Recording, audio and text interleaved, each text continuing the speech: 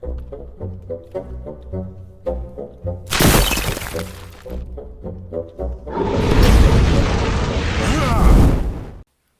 everybody.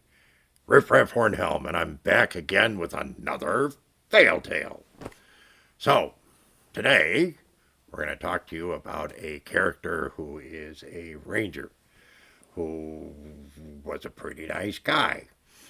He got along well with his party, did useful things. His name was Jason. Now, it's always important to remember that when you have a character who's nice, that, there's always a flip side to the coin, and sometimes it's unintended consequences. So, Jason was a big help to his party, and one of the reasons that he was such a big help to the party was because he had a portable hole. Now, as we know, a portable hole can be an extremely useful item. And the party he traveled with certainly took it that way. It was an easy way for them to carry all their provisions, to put all their excess items, and of course, as they went along through the dungeon, to collect loot. They were in a big, big dungeon. They spent weeks and weeks traveling through, fighting monsters, finding treasures, defeating traps, doing everything that they could do to maximize their time in that dungeon, and they did a great job of it. One of the final areas that they had to go through was, or close to a final area, was an area where they ran into a big creature. But prior to that, they had been in a temple.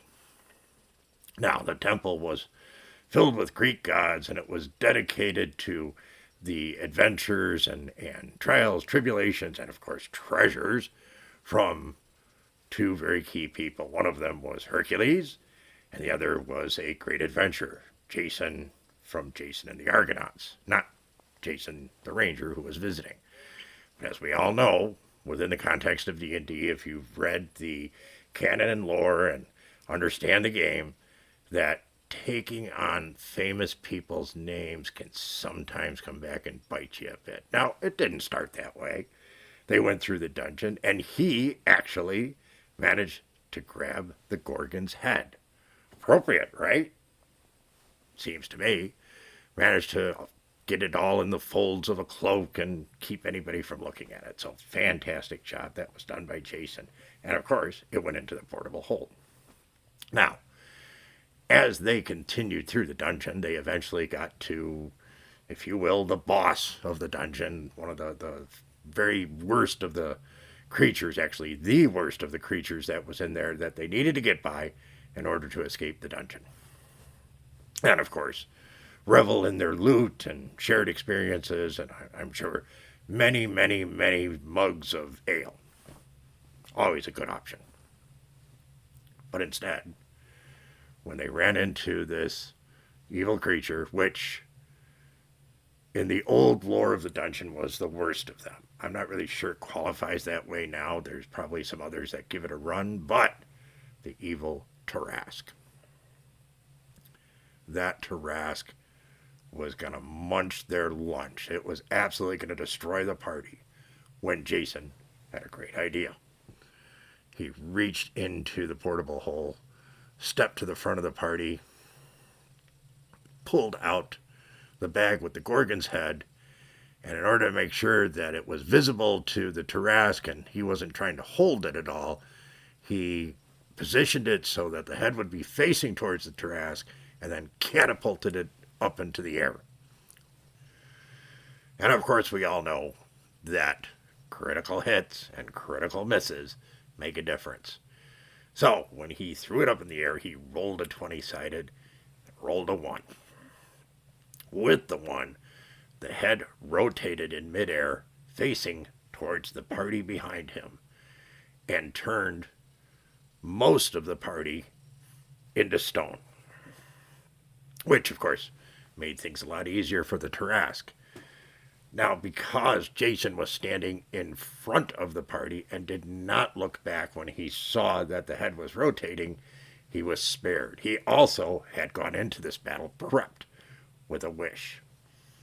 Seeing that things were going south, And deciding that discretion here was the better part of valor, he used the wish to disappear, was free from the situation. All was good. He survived. His poor friends, who had been turned into stone, fortunately, due to the intervention of a deity called by one of these players who successfully made his god call, he was not going to be rid of them for the rest of his life, because that successful intervention by the deity brought them all back and they were saved. Now, the unfortunate part of it is that all of those who were saved had no idea where Jason was and didn't have the magic necessary to find him.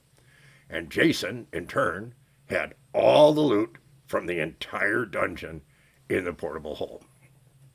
He also did not know how to find the rest of the party, and kind of after a while, because he was a chaotic, neutral person, and really at the end of the day, he was most interested in himself.